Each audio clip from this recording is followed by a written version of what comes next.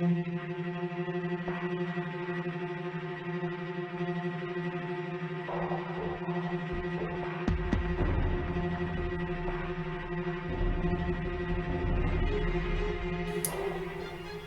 sur cette vidéo où je voudrais parler de la pauvreté dans nos communautés africaines et noires partout dans le monde.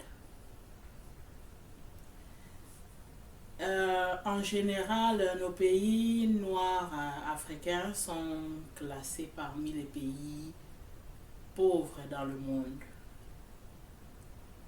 Et par définition, on sait que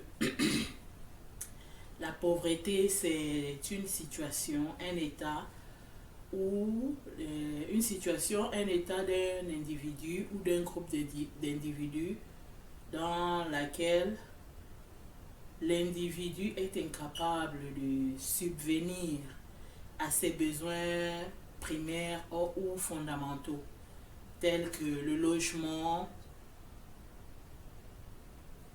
l'alimentation, l'habillement, l'accès à l'électricité et à l'eau potable. Ce qui veut dire que nos pays africains et nos communautés noires dans le monde, nous avons des difficultés par rapport à nos logements, nous avons des difficultés par rapport à notre alimentation, nous avons des difficultés par rapport à notre habillement, nous avons des difficultés à accéder à l'eau potable et accéder à l'électricité en général. Ce qui veut dire par exemple que dans un pays de 50 millions d'habitants, vous allez voir que 30 millions vivent dans la pauvreté. 30 millions de gens sont incapables de s'alimenter comme il se faudrait. Ils sont incapables de s'habiller comme il faut. Ils sont incapables de se loger de façon adéquate. Donc, c'est un peu cela. Et j'ai voulu faire cette vidéo pour attirer l'attention de nos frères et sœurs noirs par rapport à ce sujet-là, de sorte que nous fassions un effort pour vraiment éradiquer la pauvreté, ce genre de pauvreté. Nous faisons partie du monde et le monde nous a déclarés pauvres. Et cette pauvreté est surtout sur le plan matériel. Matériellement, nous ne sommes pas comme les pays développés. Matériellement, nous n'avons pas tout ce que les pays développés ont. Or, lorsque un noir en général quitte l'Afrique et se rend par exemple en Europe, il réalise que l'Europe est plus équipée que dans son pays. Et beaucoup, nous les Noirs, nous voyons l'Europe comme un idéal, comme un exemple. Et je suis sûre que tout Noir qui est venu en Europe et qui a observé comment l'Europe est construite matériellement, voudrait que sa communauté aussi ressemble à l'Europe. Et nous voyons par exemple que depuis les années 60, beaucoup de constructions ont été faites dans nos pays. Nous avons changé beaucoup de choses et nous allons continuer à changer. Et la pauvreté est juste un des changements qui doit se faire. Nous devons sortir de la pauvreté. Nous vivons dans le monde, comme je l'ai dit, et il y a des changements qui s'opèrent dans le monde et ces changements nous forcent à faire partie du monde. Et en faisant partie du monde, nous avons par exemple des changements dans nos cultures et dans nos coutumes. Beaucoup de gens ont délaissé les coutumes. La culture a été modifiée. Et vous voyez par exemple que autrefois les mariages était pour la vie, mais aujourd'hui il y a des divorces. Et c'est un peu cela. Et je voudrais me référer à la Bible, plus précisément le passage des Béatitudes, où le Seigneur Jésus-Christ, parlant à ses disciples, leur dit que heureux les pauvres. Donc, dans les Béatitudes, lorsque quelqu'un écoute ce passage-là, je suis sûre que la personne voudra être heureuse, voudra bénéficier de ce bonheur dont le Seigneur Jésus-Christ parle, et cette personne voudra se rendre pauvre en esprit, afin de bénéficier de cela. Or, après analyse, j'ai constaté que ce n'est pas cela. En fait, le Seigneur Jésus-Christ, lorsqu'il dit que heureux les pauvres en esprit, ça montre que c'est lorsque quelqu'un reconnaît qu'il est pauvre en esprit. Alors, en reconnaissant cela comme ça, il peut être assisté par le Seigneur. Et l'assistance du Seigneur lui apporte une bénédiction. Nous sommes censés recevoir l'Esprit du Seigneur, qui est un don, une bénédiction. Mais ici, le Seigneur fait savoir que ce sont les pauvres en esprit qui sont plus heureux de recevoir son esprit. Ceci est dû au fait qu'ils reconnaissent leurs lacunes, ils reconnaissent leurs carences. Alors, ça ouvre la porte à l'Esprit du Seigneur de venir les assister et les aider. Et une fois assistés et aidés, ces personnes deviennent bénies. Et il y a un proverbe qui dit, ce sont les bénédictions de l'Éternel qui enrichissent. Il ne s'ensuit aucun chagrin. Donc, comme je viens de le dire, lorsque cette personne reconnaît être pauvre en esprit, elle reçoit l'assistance de l'Esprit. Et cette assistance est une bénédiction puisque ça produit des bénédictions en cette personne. Or, ces bénédictions, ce sont ces bénédictions-là qui enrichissent. Et il ne s'ensuit aucun chagrin. Une telle personne, si c'est en esprit qu'elle reçoit des bénédictions et devient riche, me direz-vous que cette personne est pauvre en esprit? Non. Cette personne est pauvre en esprit lorsqu'elle reconnaît sa carence. Et l'Esprit vient compenser cela. Il vient l'aider à remédier à cette carence. Donc c'est en quelque sorte une attitude que le Seigneur nous invite à avoir pour pouvoir bénéficier du bonheur, pour pouvoir bénéficier des dons de Dieu, pour pouvoir... C'est une règle de la vie. Il faut être en mesure de reconnaître, de réaliser ton état.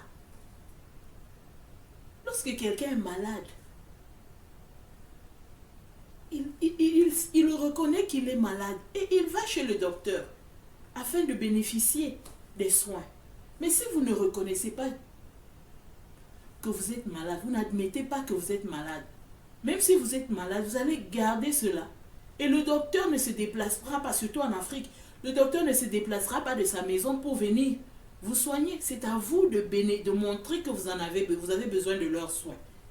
C'est comme ça avec le Seigneur. Lorsque vous reconnaissez votre carence, vous reconnaissez votre pauvreté, alors il peut vous bénir de sorte que vous devenez riche. Or, il y a des gens qui ne savent pas reconnaître qu'ils sont pauvres. Et ces gens-là restent comme ça. Ils croient que tout va bien. Ils croient qu'ils sont normaux. Ils croient que tout va bien pour eux, tout est normal. Alors que ce n'est pas normal. Comme je l'ai dit tout à l'heure, si un malade ne reconnaît pas sa maladie, même s'il ressent des douleurs, il ne reconnaît pas le besoin d'aller voir un docteur, il peut mourir dans sa maladie. De la même façon, celui qui ne reconnaît pas qu'il est pauvre en esprit, il va mourir dans sa pauvreté, ne sachant même pas qu'il est pauvre. L'esprit est différent du corps parce que la maladie dans le corps, tu la ressens. Elle peut se manifester soit par la douleur, soit par une fièvre. Mais en esprit, en général, on ne ressent pas cela. C'est invisible. Et c'est difficile de reconnaître sa pauvreté en esprit. Mais si vous avez l'occasion de reconnaître, de réaliser que vous êtes pauvre en esprit, faites-le savoir au Seigneur et faites-lui comprendre que vous avez besoin de son assistance.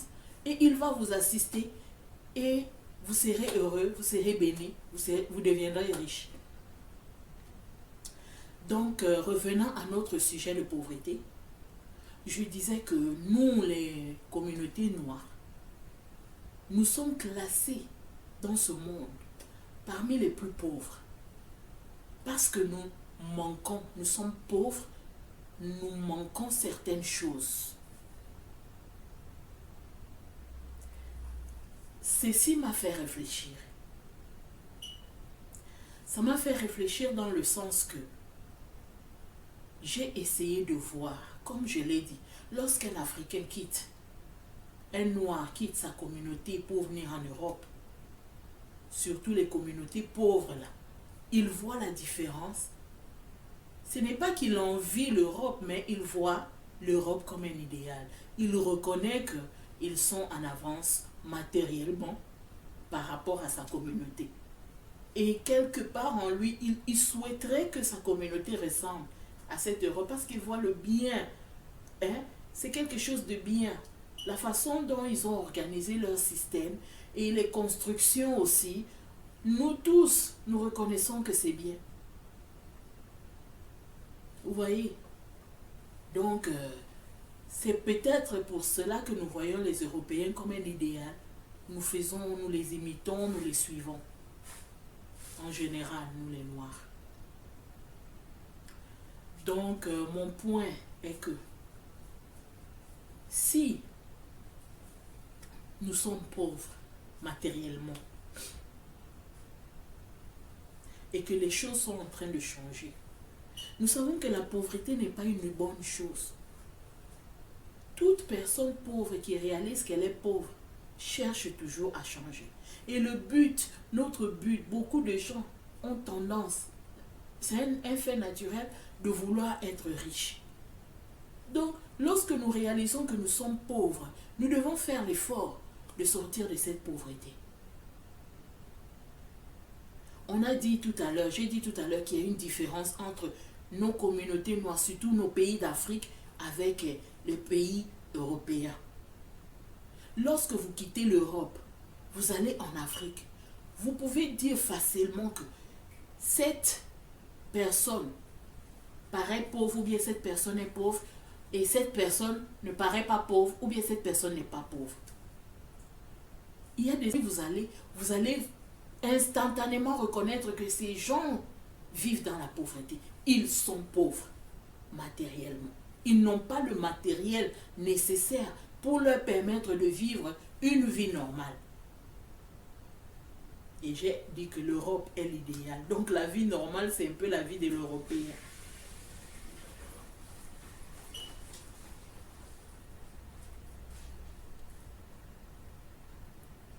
Et dans ce cas, que doit-on faire? Il suffit de regarder et vous voyez que ces gens-là sont pauvres. Donc cette pauvreté dans nos communautés est visible, puisqu'il s'agit des choses matérielles. Donc notre pauvreté est visible à l'œil nu. Dans ce cas, si elle est visible, ne croyez-vous pas que lorsque on remédie à cette pauvreté, lorsqu'on on fait tout pour se débarrasser de ces pauvretés-là, visiblement, physiquement, elle ne paraîtra plus. Si vous allez dans un quartier et vous voyez que ce quartier est pauvre, lorsque vous décidez de changer les choses, est-ce que ce quartier paraîtra toujours pauvre? Non. Parce que vous aurez changé l'aspect, l'apparence. Et la pauvreté vraiment dont on nous parle, dont on nous accuse, dont on nous qualifie, est physique, est matérielle, est visible à l'œil nu. Que devons-nous faire pour changer? Que pouvons-nous faire pour changer?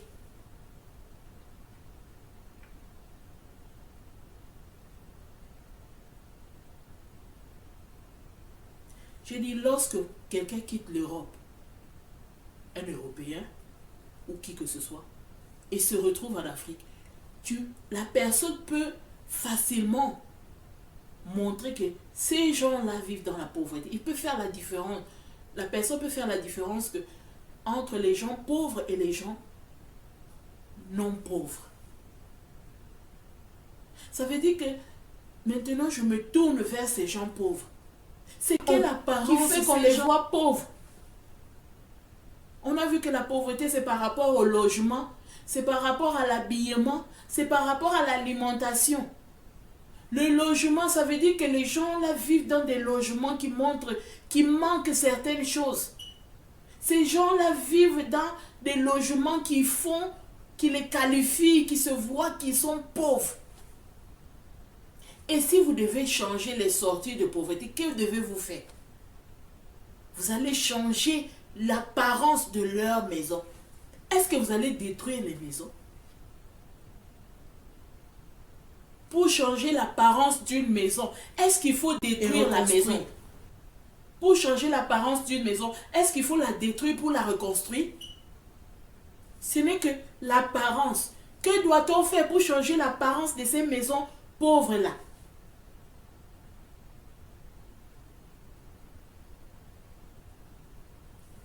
Je suis sûre que la peinture est un bon élément qui peut changer l'apparence de certaines maisons.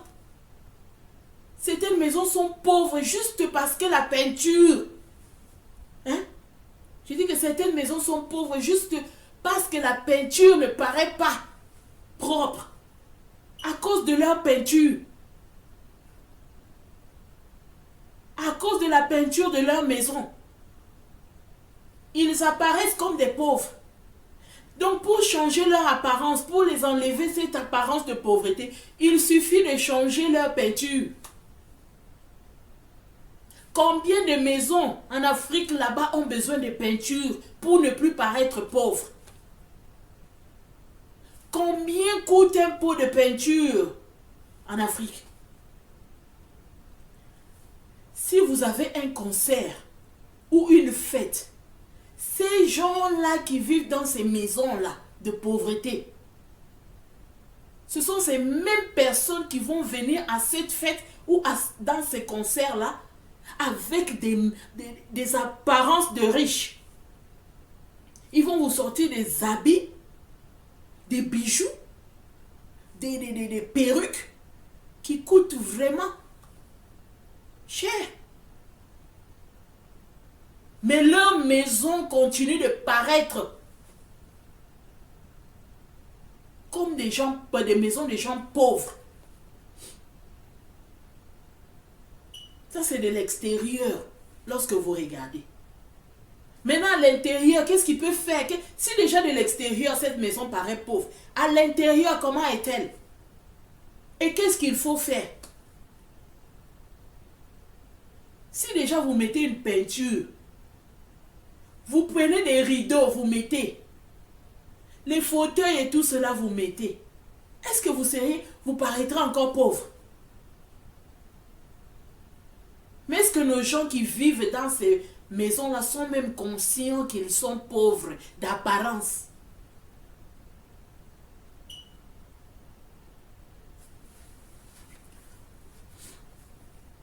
Combien de nos gens sont conscients qu'ils sont pauvres? Et même ceux qui sont pauvres, est-ce qu'ils ont en eux le désir de changer les choses? Il faut aussi le désir de vouloir changer. Je l'ai dit que le monde est en train de changer et nous faisons partie du monde. Nous devons assister. Dans les scénarios du monde, nous devons paraître dans le monde. Si les autres ont réussi à sortir de ces pauvretés, nous aussi nous pouvons sortir de la pauvreté. Mais pour sortir de la pauvreté, nous devons prendre conscience de notre pauvreté, de notre état de pauvreté. Dans quel domaine sommes-nous pauvres? Et c'est là que nous commençons à marcher, à travailler pour sortir de la pauvreté.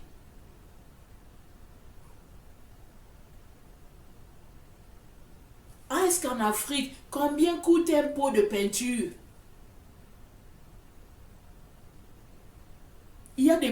qui coûtent plus cher que les pots de peinture. Et certaines maisons n'ont besoin que de deux. De deux pots, un pot ou deux pots. Mais vous avez des tonnes de perruques. Mais vous ne pouvez pas acheter la peinture pour enlever la marque de pauvreté qui nous fait honte à nous autres. Parce que lorsqu'on vient faire certains documentaires avec, par rapport à ces maisons de pauvreté-là, quelqu'un comme moi, j'ai honte. Je n'aime plus regarder certains documentaires. Alors qu'il suffisait de mettre une peinture pour paraître bien. Mais les gens préfèrent paraître riches dans leur habillement. En tout cas, dans le domaine de l'habillement, les gens ont fait l'effort et saluent aux sapeurs. Parce que c'est eux qui ont poussé les gens à changer. Donc je prie que Dieu élève des gens dans le logement, dans l'habitation, pour que les gens commencent à sortir de cette apparence de pauvreté. Même dans l'alimentation. Mais retournons d'abord au logement. La pauvreté est à l'œil nu. Vous n'avez pas besoin de microscope ou de loupe. Ça se voit comme ça que cette maison paraît pauvre. Et certaines de ces maisons qui paraissent pauvres aujourd'hui, c'était des belles maisons, c'était des villas dans les années 80, 70. Et si vous regardez bien, la peinture qui était sur ces maisons dans les années 80, 70, c'est la même peinture qui est sur cette maison aujourd'hui. Ils ont habité, dans les années 70, 80, c'est le grand-père qui habitait. Il est mort, il a laissé la maison au père. Le père aussi est mort. Aujourd'hui, c'est le petit-fils qui habite, mais il a la même peinture, la même marque, et la maison paraît pauvre, alors que le plan de la maison, si vous regardez le plan de cette maison, ce plan se retrouve dans les maisons d'Europe ici. Et c'est bien décoré, les gens vivent bien là-dedans. Mais en Afrique, là-bas, la maison est devenue une maison de bas quartier, une maison vraiment qu'on doit démolir. Parce que les gens ne savent pas entretenir ce qu'ils ont. Une maison qui t'appartient, ce n'est pas une maison, tu n'es pas un locataire. C'est ta maison. Ça te coûte quoi de la ranger? Et même si tu es locataire, tu parles à ton propriétaire. Même si le propriétaire ne veut pas, tu peux arranger. Mais beaucoup de gens, tellement ils ont une mauvaise mentalité, ils se disent que si j'arrange, je mets la peinture, il va profiter avec le prochain. Et tu préfères rester dans la saleté, dans la peinture des années 80, au lieu de faire un effort et changer. Et nous, ici, les gens vont là-bas, viennent faire des documentaires qui font honte.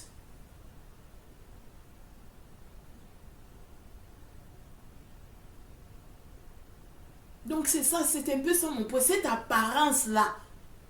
Je plaide, je demande vraiment à toute personne qui aura à qui Dieu fera, guidera vers cette vidéo, pardon. Si vous connaissez les gens qui vivent là-bas, qui sont en train de 80 là, des peintures délabrées là, parfois le coin du mur, la peinture est quittée, une partie du mur en train de sortir, de quitter aussi. Pardon, parlez-leur, faites-leur comprendre que l'apparence importe. Faites-leur comprendre que l'apparence importe. On peut vous juger, on peut vous prendre pour une grande personnalité, rien que par votre apparence. Tout comme on peut vous prendre pour un vaurien, rien que par votre apparence. Et pourquoi pas l'apparence de ces maisons dont on vient nous faire des documentaires qui n'ont pas d'essence là. Toujours pour montrer comment l'Afrique est pauvre, les gens sont stupides ou bien je ne sais pas quoi. Donc mon point c'est vraiment dans ce domaine de l'apparence là. Comme les sapeurs nous ont permis de sortir des pauvretés de l'habillement, de la même façon que les architectes ou qui nous aident à sortir des pauvretés, des logements. Il y a des quartiers, quand vous allez la rue, c'est carrément un dépotoir de poubelles. En saison de pluie, c'est l'inondation. Mais les gens marchent, ils ne se soucient pas. Lorsque vous en parlez, vous dites que oh, le gouvernement. Mais vous pouvez vous organiser entre vous. Si déjà nos pays sont classés pauvres, ne croyez pas vous pas que nos gouvernements aussi sont pauvres? Il manque les moyens d'arranger ces rues. Mais vous, entre vous, vous préférez rester dans la saleté que de prendre même 2 semaines pour arranger une rue. Et parfois, il y a des parcelles là, la cour ou bien je ne sais pas comment, lorsque vous entrez,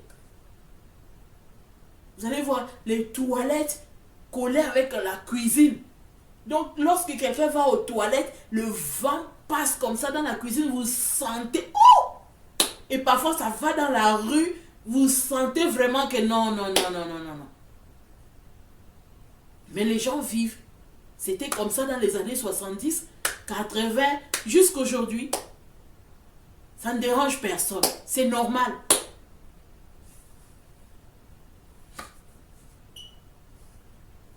C'est normal.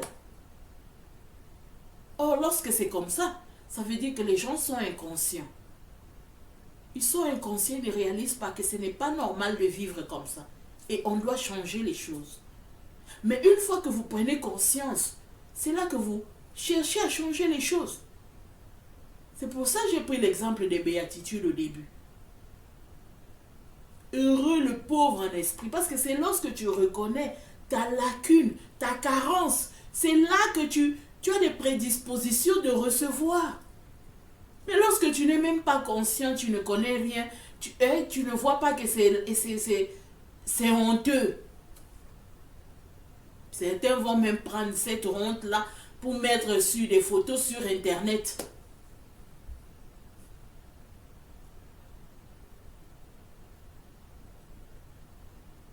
Je ne suis pas en train de me moquer de quelqu'un, mais ça m'a tellement touché que j'ai décidé d'exprimer mes sentiments. Je ne sais pas si j'exagère. Nous devons faire l'effort de remédier, d'éradiquer ces apparences que moi j'appelle sataniques. Parce que c'est vraiment Satan. Hein? Il y a des coins en Afrique, vraiment, quand tu passes la pauvreté qui s'affiche là, tu te demandes, c'est quoi ça? Mais ces mêmes gens, lorsqu'il y a un concert, lorsqu'il y a une fête, vous allez les voir habillés plus que des riches. Ils ont des téléphones chers, hein, dans lesquels ils chargent les crédits là, régulièrement. Mais ils vont habiter dans une maison qui n'a pas d'essence.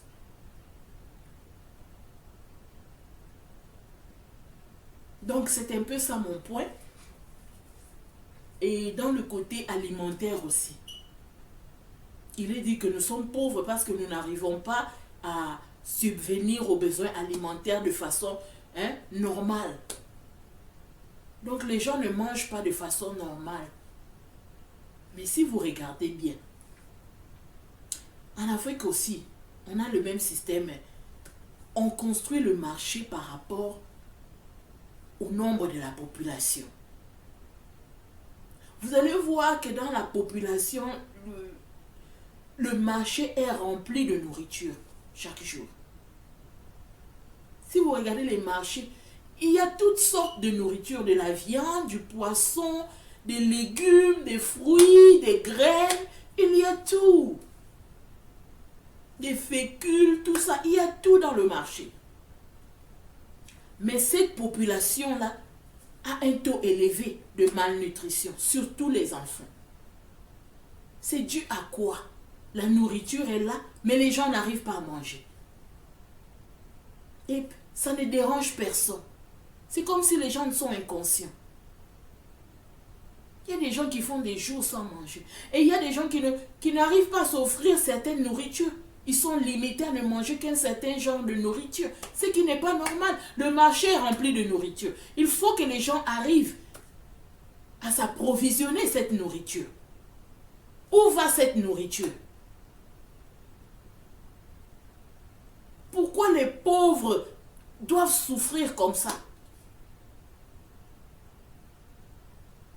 Bon, là, je ne blâme pas trop les gens parce que je pense que c'est une responsabilité du gouvernement de s'arranger à ce que les gens mangent bien.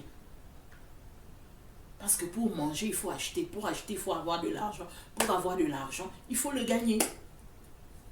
Soit en travaillant, à travers votre salaire, soit, je ne sais pas, mais vous devez gagner de l'argent. Et si vous n'avez pas de ressources financières, vous n'aurez pas d'argent. Et si vous n'avez pas d'argent, vous allez souffrir de tous les maux. Les gens s'organisent à voler, à escroquer, et les mœurs ne font que se dépraver. Il y a des gens qui arrivent à s'acheter des bières. Il y a des papas qui reviennent tous les jours saoulés, et ils sont sourds, enivrés. Mais là où ils habitent, si vous gardez un casier de bière pour vous acheter un pot de peinture. Donc, mon point est vraiment de sensibiliser les gens, qu'ils réalisent que là où ils sont, ce n'est pas ce qui doit être. Et dans la vie, il faut rechercher ce qui doit être. Parce que ce qui doit être, c'est la volonté de Dieu. Et c'est ce qui est bien. Donc la volonté de Dieu est que nous vivons bien. Pas que nous restons dans des états qui n'ont pas de sens. Donc, j'ai parlé sur le logement par rapport à l'alimentation. Bon, quant à l'accès à l'eau potable et à l'électricité, ça aussi c'est une charge du gouvernement. Et il suffit juste de faire pression. Comme nos gouvernements sont pauvres, ils ne sont pas bien équipés pour subvenir aux besoins de l'État. Et que la population ne peut pas faire grand-chose par rapport aux machines qui aident à filtrer cette eau potable ou à produire l'électricité. Donc les choses vont rester comme ça. Mais en ce qui concerne le logement, la population elle-même peut faire quelque chose. Même l'alimentation, mais une bonne partie dépend du gouvernement parce qu'il doit il doit permettre aux populations d'avoir des ressources afin qu'ils s'approvisionnent la nourriture dont ils ont besoin. Donc mon point aujourd'hui, c'était de parler surtout sur le logement. De sorte que vraiment nos gens prennent conscience de l'état de leur logement et qu'ils pensent, ils décident de changer les choses. Ça ne sert à rien de vivre dans un lieu vraiment qui n'a pas de sens et de dire que c'est parce que je suis pauvre. Dans cette pauvreté-là, tu peux changer. On ne te demande pas de reconstruire la maison. Hein? Il y a des maisons en planches qui ressemblent à des villas. Il y a des maisons en terre battue qui sont comme des villas, qui sont décorées comme des villas. Et pourquoi c'est ta planche-là et ta terre battue-là qui doit nous faire honte comme ça? Il y a des gens qui ont des maisons en planches. Ils les ont décorées et ça vous donne envie de vivre dans une maison en planche. Il y a des gens qui vivent dans les maisons en terre battue. Ils les ont décorées, vous sentez que oui. Mais pourquoi c'est ta maison, ta terre battue là qui doit nous dégrader comme ça? Ça coûte quoi de construire une maison en terre battue? Tu bats la terre, tu mets, ça te fait une maison. Hein? Parfois la terre, c'est vide là. Il suffit de la remplir. Est-ce qu'en Afrique, vraiment en Afrique, est-ce qu'on achète des fleurs? Si vous allez dans une maison qui a beaucoup de fleurs, vous demandez même à partir du gardien de vous prendre quelques fleurs là. Et puis vous allez planter chez vous. Est-ce que votre maison ne va pas ressembler ne sera pas embellie? Les chaises et tout cela, ça coûte combien? Il faut qu'on arrête cette paresse là de toujours vouloir paraître pauvre et accuser la pauvreté. Les mèches, la perruque que vous portez, les bières que tu bois, ça peut t'acheter la peinture, ça peut t'acheter les fauteuils, ça peut t'acheter la télé. Donc nous devons prendre conscience de cela et c'était ça mon point aujourd'hui. Et Et je suis sûre que beaucoup de gens prendront conscience parce que c'est vraiment important. Nous sommes dans le monde, nous devons vivre dans le monde. Chacun doit jouer son rôle. Le gouvernement aussi, il a son rôle à jouer, mais nos gouvernements des pays en voie de développement, pays pauvres, nous ne sommes pas capables de faire ce que les gouvernements des pays développés font. Donc, nous ne devons pas trop blâmer le gouvernement, mais de notre côté, nous devons faire nos propres efforts et nous devons faire ce que nous pouvons faire pour changer les choses. Mais vous n'avez pas besoin de gouvernement pour cela. Vous pouvez le faire vous-même. La décoration, là, vous pouvez la faire. Les toilettes qui sentent, là, vous pouvez les changer. Donc, c'était ça mon point. Et j'espère que vraiment quelqu'un est sensibilisé et que peut-être dans l'avenir proche, on n'aura plus de documentaires qui nous dégradent. Et je remercie tout le monde d'avoir prêté attention à tout ce que j'ai dit jusque-là. Et je prie que le bon Dieu vous bénisse. Et ceci au nom de Jésus-Christ. Amen.